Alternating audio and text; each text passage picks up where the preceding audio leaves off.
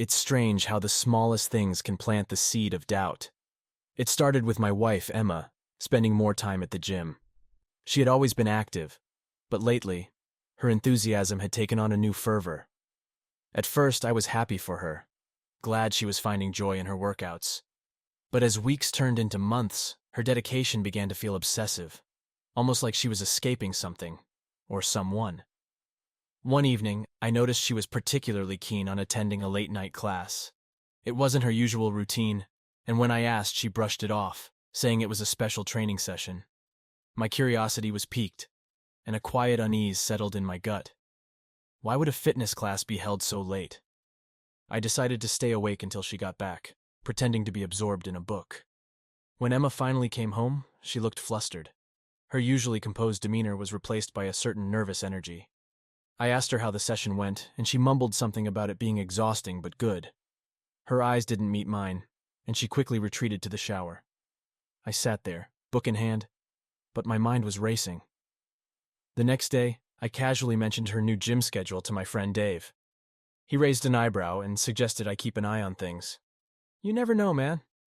People get up to all sorts of stuff," he said, half joking. I laughed it off, but his words lingered. Over the next few weeks, I started noticing other things. Emma was more protective of her phone, always keeping it within arm's reach, and never leaving it unattended. She'd smile at texts and quickly hide the screen when I walked by. It was unlike her. She had never been secretive before. I told myself I was being paranoid, that it was all in my head. But then came the night of the charity event. Emma and I had been planning to go together for months, but at the last minute, she claimed she wasn't feeling well and insisted I go alone. Reluctantly, I went, but I couldn't shake the feeling that something was off. When I returned home, I found her asleep, or at least pretending to be. Her phone buzzed with a message, and for the first time, I felt a pang of suspicion so strong it was almost painful. I resisted the urge to check her phone, knowing it would be a breach of trust. The next morning, Emma was up early, preparing for another gym session. As she left, I made a decision. I needed to know what was going on. I couldn't confront her without proof, and the not knowing was eating me alive. I decided to follow her. I waited a few minutes after she left, then grabbed my keys and headed out. I kept a safe distance, feeling a mix of guilt and determination. She drove straight to the gym, parked, and went inside. I sat in my car watching the entrance. An hour passed, and I began to doubt myself. Maybe she really was just working out. But then I saw him, the fitness trainer. He walked out of the gym, looked around, and then went back inside. Something about his demeanor set me on edge. I decided to wait a bit longer. Sure enough, about 15 minutes later, Emma and the trainer emerged together. They were laughing, and he lightly touched her back as they walked to his car. My heart sank. I didn't need to see any more. I drove home in a daze, my mind replaying the scene over and over. By the time Emma returned, I was sitting in the living room, trying to make sense of it all. She walked in, smiling, and kissed me on the cheek. "How was your day?" she asked, her voice cheerful and sweet. I forced a smile and mumbled something about work. For the next few days, I was in a fog. My every interaction with Emma felt like a lie. I was haunted by what I'd seen, yet I couldn't bring myself to confront her without concrete proof. I started paying closer attention to her behavior, noting the times she was unusually late, the moments she seemed distracted. One night, after she had fallen asleep, I picked up her phone. My hands trembled as I scrolled through her messages. There it was, their conversations, innocuous at first, then more personal, more intimate. My blood ran cold as I read them. They talked about their workouts, about meeting up outside the gym. He called her babe and hun. She responded with hearts and smiley faces. The final straw was a message from him. "Can't wait to see you tonight. Same place?" I put the phone down, my heart pounding. The evidence was clear, but my mind was reeling. How had we gotten here? Emma and I had been married for 10 years, and I thought we were happy. We had our ups and downs like any couple, but I never imagined she would betray me like this. I didn't sleep that night. The next morning, I decided to take action. I needed to know the full extent of her betrayal. I reached out to a private investigator, someone who could get the answers I needed without raising Emma's suspicions. It felt drastic, but I was past the point of caring. I had to know. Waiting for the investigator's report was excruciating. Every day, I acted like everything was normal, but inside, I was dying. I avoided looking at Emma, afraid she would see the pain and anger in my eyes. When the report finally came, it confirmed my worst fears. They had been meeting regularly, not just at the gym, but at hotels and other places. The betrayal was deeper than I had imagined. Armed with this information, I knew I had to confront her. But how? The thought of it made me sick. I decided to wait for the right moment, hoping that when it came, I would find the strength to face her and demand the truth. The days that followed were agonizing. Every time I looked at Emma, I felt a mix of anger, hurt, and disbelief. I couldn't comprehend how she could carry on so normally while living a double life. My mind raced with questions. Was I not enough? Did our marriage mean so little to her? The betrayal gnawed at my soul, but I knew I had to keep my composure until I was ready to confront her. The private investigator's report provided concrete evidence, but I needed more. I needed to catch them in the act, to see with my own eyes what they had been doing behind my back. It was a painful decision, but one I felt was necessary. I couldn't confront Emma without irrefutable proof. I took a few days off work, telling Emma I needed some time to clear my head. She seemed concerned, but I brushed it off, saying it was just work stress. In reality, I was planning my next move. I installed a small GPS tracker on her car, discreetly hidden so she wouldn't notice. I also set up a camera in our living room, disguised as a regular household item. It felt invasive, but I was desperate for answers. The following week, I monitored her movements closely. She continued her usual routine, going to the gym and returning home, but I noticed she was making more stops along the way. The GPS tracker showed her car parked at various locations: a coffee shop, a park, and a hotel. Each new location was a dagger to my heart, confirming what I already knew. One evening, as she was getting ready to leave for another late-night gym session, I decided to follow her again. This time, I was prepared. I had my camera and a recorder, ready to capture whatever happened. She drove to the gym as usual, but after about an hour, she left and headed to the park. I parked a distance away, watching as she got out of her car and met the trainer. They hugged, and he kissed her on the cheek. My blood boiled, but I forced myself to stay calm. They walked through the park, talking and laughing. It was a scene that should have been innocent, but knowing what I knew, it was anything but. I followed them discreetly, using the darkness to my advantage. They eventually sat on a bench, and he pulled her close, their heads touching as they spoke in hushed tones. I couldn't hear what they were saying, but their body language said it all. I took several photos, documenting their intimate moments. When they finally got up and headed back to their cars, I followed them again. This time, they drove to a hotel. My heart pounded as I parked nearby, watching them enter the building together. I knew what was about to happen, but seeing it unfold before my eyes was a different kind of pain.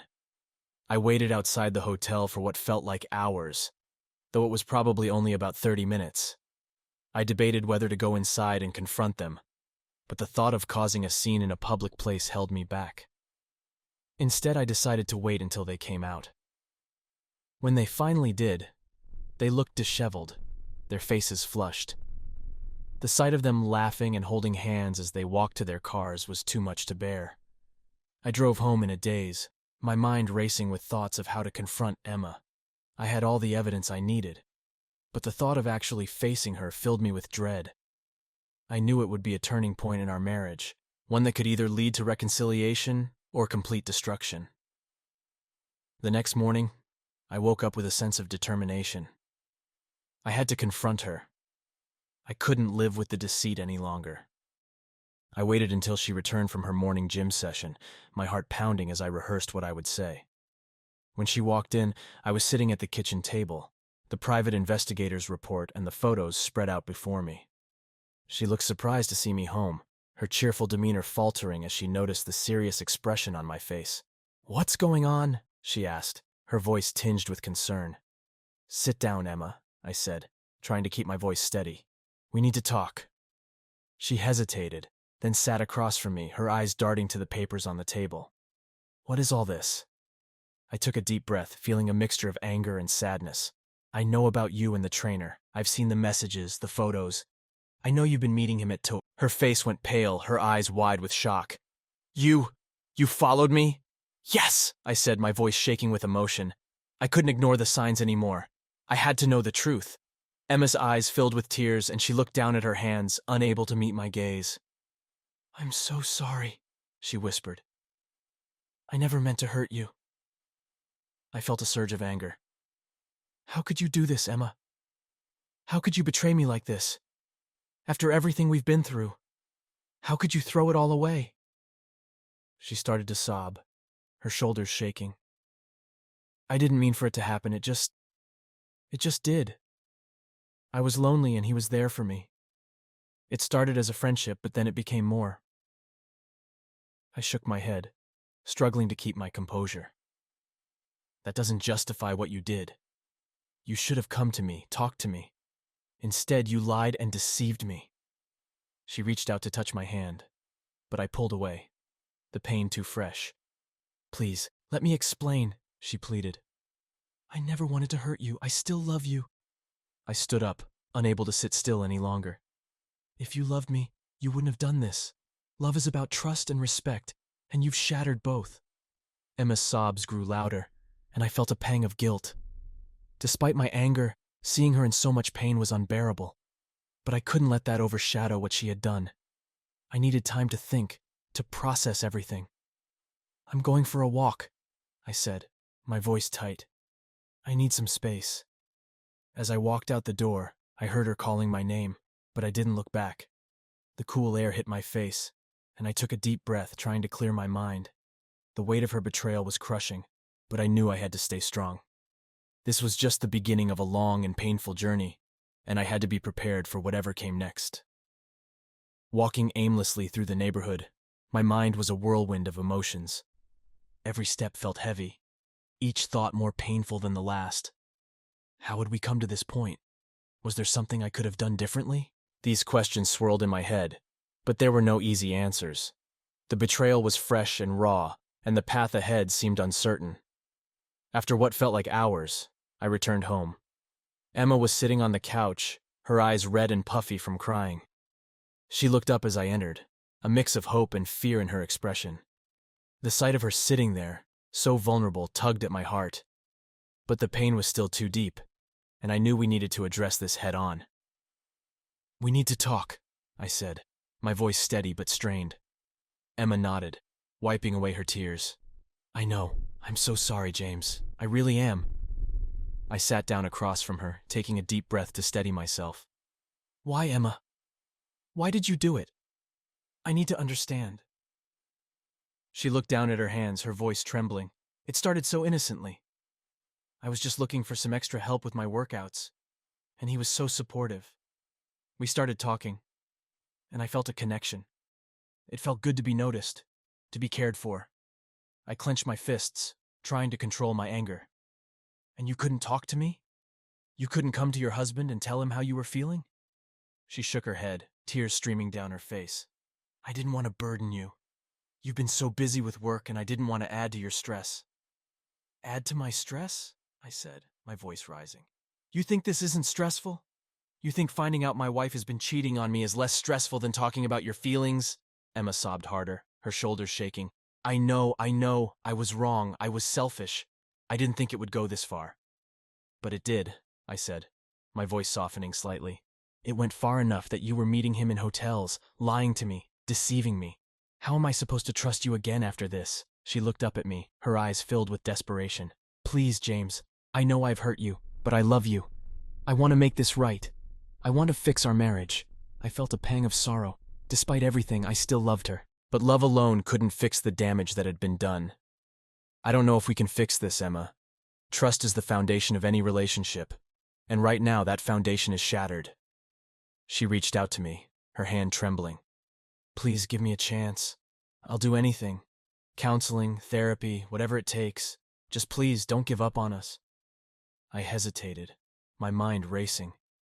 Part of me wanted to walk away, to leave this painful chapter behind. But another part of me remembered the good times, the love we had shared, the life we had built together. Could we really throw it all away without trying to salvage it? All right, I said finally, my voice heavy with resignation. We'll try counseling. But you have to be honest, Emma. No more lies, no more secrets. If we're going to rebuild this, it has to start with complete transparency. She nodded fervently, relief washing over her face. Thank you, James. Thank you for giving us a chance. I promise. I'll do whatever it takes. The days that followed were a blur of awkward conversations and tentative steps towards reconciliation. We found a marriage counselor, a kind woman named Dr. Whitman, who specialized in dealing with infidelity and relationship trauma. Our first session was nerve-wracking, but it was a step in the right direction. Dr. Whitman asked us to share our feelings, to talk about what had led us to this point. Emma spoke about her loneliness, her need for validation, and how she had felt neglected and unimportant. Hearing her say these things was painful, but it also shed light on the cracks that had formed in our marriage. When it was my turn, I spoke about the betrayal, the hurt, and the anger. I talked about the moments I had doubted myself, questioned my worth, and wondered if I was to blame. Dr. Whitman listened patiently, guiding us through the process of opening up and being honest with each other. The sessions were exhausting, emotionally draining, but they were also necessary. We were finally addressing the issues that had been festering beneath the surface for so long. Emma showed genuine remorse, and I could see that she was committed to making amends. But forgiveness was a process, not a switch I could flip. One evening, after a particularly intense counseling session, we sat in the living room, the silence between us heavy. Emma broke the silence first.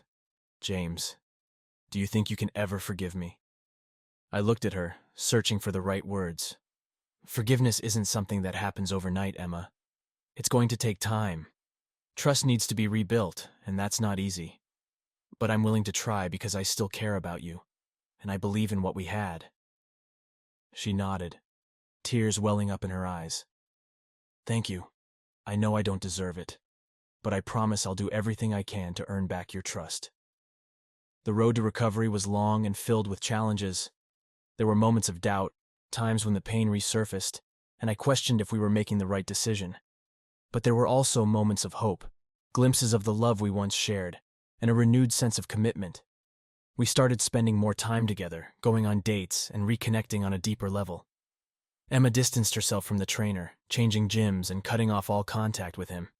It was a necessary step, but it was also a painful reminder of the betrayal. Dr. Whitman encouraged us to focus on the future, to build new memories and strengthen our bond. We took up new hobbies, explored new places, and rediscovered the things we loved about each other.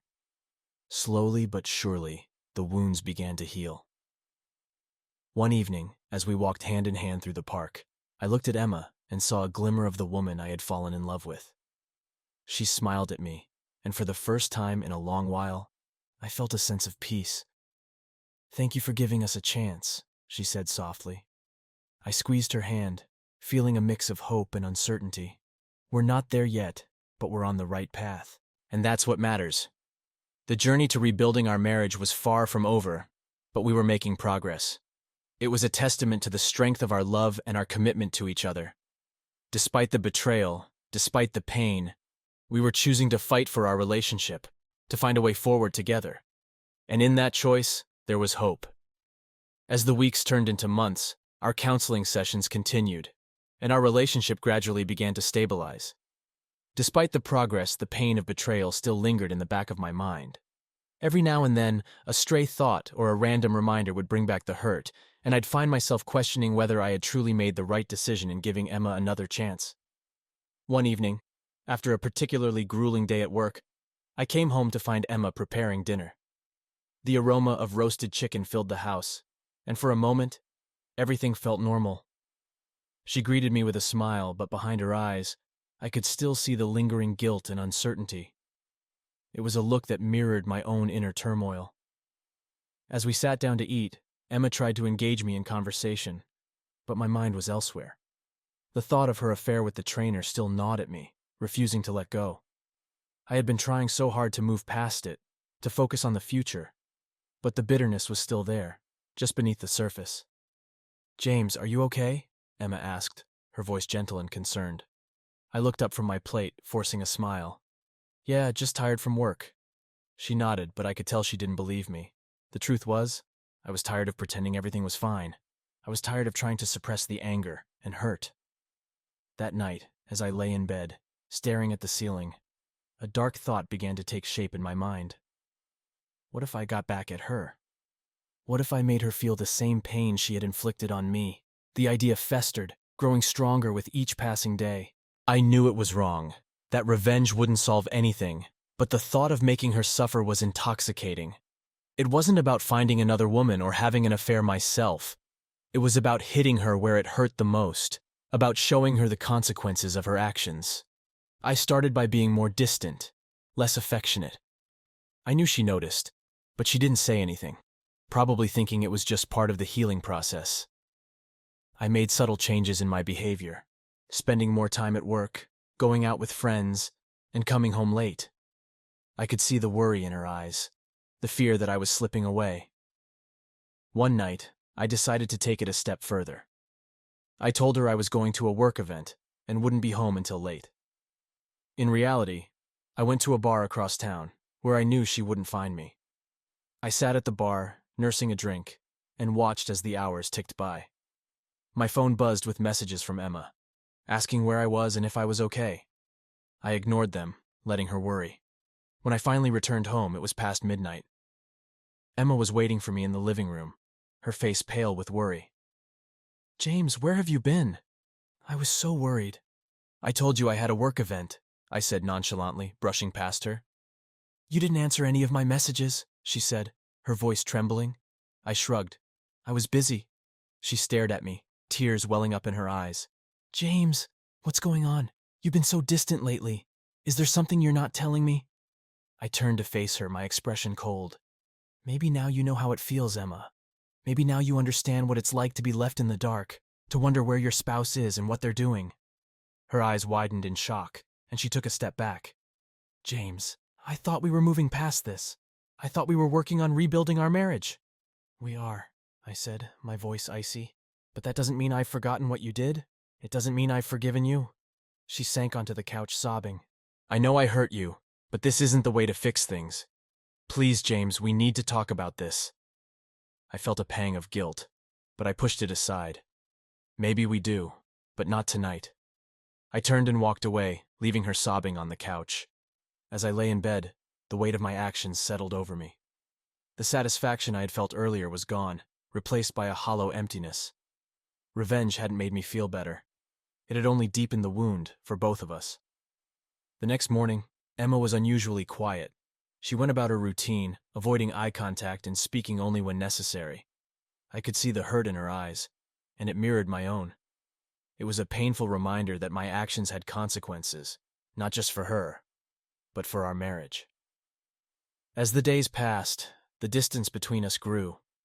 Emma tried to reach out, to bridge the gap, but I was too stubborn, too blinded by my own pain to let her in. It wasn't until one evening, when I found her crying in the kitchen, that I realized how far I had pushed her. "Emma," I said softly, approaching her. She looked up, her eyes red and swollen. "James, I can't do this anymore. I can't keep trying if you're going to push me away." Her words hit me like a punch to the gut. I had been so focused on my own pain that I hadn't considered how my actions were affecting her. I knelt beside her, taking her hands in mine. "I'm sorry, Emma. I thought hurting you would make me feel better, but it hasn't. It's only made things worse." She looked at me, a glimmer of hope in her eyes. "We need to talk, James. Really talk. We can't keep going like this." I nodded, realizing she was right. We needed to confront our pain head on, to address the issues that had led us to this point. That night we sat down and had the most honest conversation we had ever had. We talked about the affair, about our feelings of betrayal and hurt, and about the steps we needed to take to rebuild our marriage. It wasn't easy, and there were many tears and difficult moments, but it was a turning point. We both realized that if we wanted to move forward, we needed to let go of the past and focus on rebuilding trust. It was a long road, but we were committed to walking it together. In the weeks that followed, we made a conscious effort to be more open and honest with each other. We continued our counseling sessions, and slowly the wounds began to heal. I realized that revenge wasn't the answer. forgiveness and understanding were. It wasn't about forgetting what had happened, but about finding a way to move forward together. And in that journey, we discovered a deeper connection, a renewed sense of commitment and love. It wasn't perfect, and there were still moments of doubt and pain, but we were stronger for it. We had faced the darkness together and come out the other side, more resilient and more in love than ever before. The road to healing was long and filled with challenges, but we were determined to face them together. And in that determination, we found hope for a brighter future.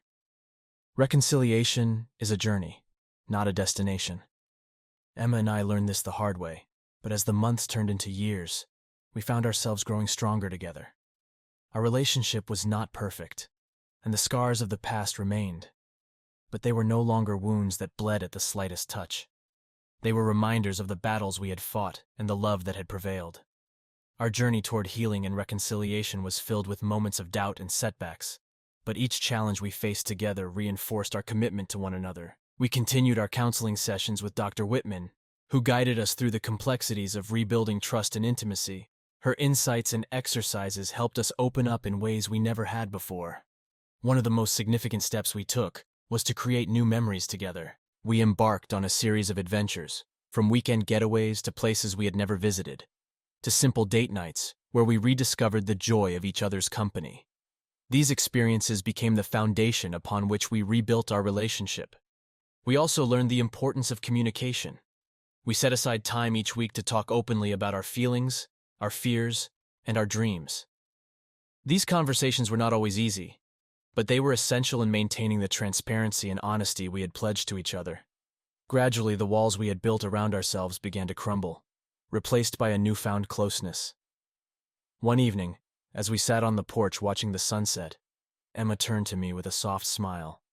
"James, I know we've been through so much, but I truly believe we're stronger now. I feel like we've found a new way to love each other." I took her hand, feeling a warmth in my chest that had been absent for so long. "I feel the same way, Emma. It's been a tough journey, but I wouldn't trade it for anything. We've come so far, and I'm grateful for every step we've taken together." As the sun dipped below the horizon, casting a golden glow over the landscape, I felt a sense of peace and contentment. We had faced the darkness together and emerged into the light, our bond stronger than ever. Our family and friends noticed the change in us. They saw the way we looked at each other, the way we laughed together, and the way we supported each other through life's challenges.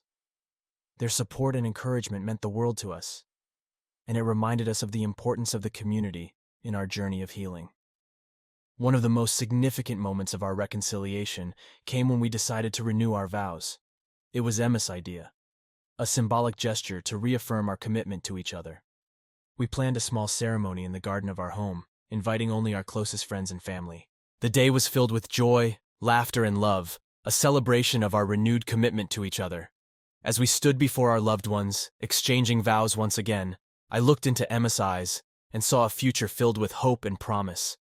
"Emma," I said, my voice steady and strong, "I vow to love you, to cherish you, and to stand by you through all of life's challenges. We have faced the darkness together, and now we will walk into the light, hand in hand." Tears glistened in Emma's eyes as she responded, "James, I vow to love you, to honor you, and to be faithful to you. Our journey has not been easy, but it has brought us closer than ever. I am grateful for your forgiveness and your unwavering love. Together, we will build a future filled with joy and happiness." Our friends and family applauded, their faces reflecting the love and support they had shown us throughout our journey. It was a day of celebration, a testament to the power of love and forgiveness. In the months that followed, we continued to nurture our relationship, never taking each other for granted. We made time for each other, supported each other's dreams, and faced life's challenges as a team. The scars of the past were still there, but they no longer defined us. Instead, they were reminders of the strength and resilience of our love. One day, as we were walking through the park, Emma turned to me with a thoughtful expression. "James, I've been thinking, what do you think about starting a family?"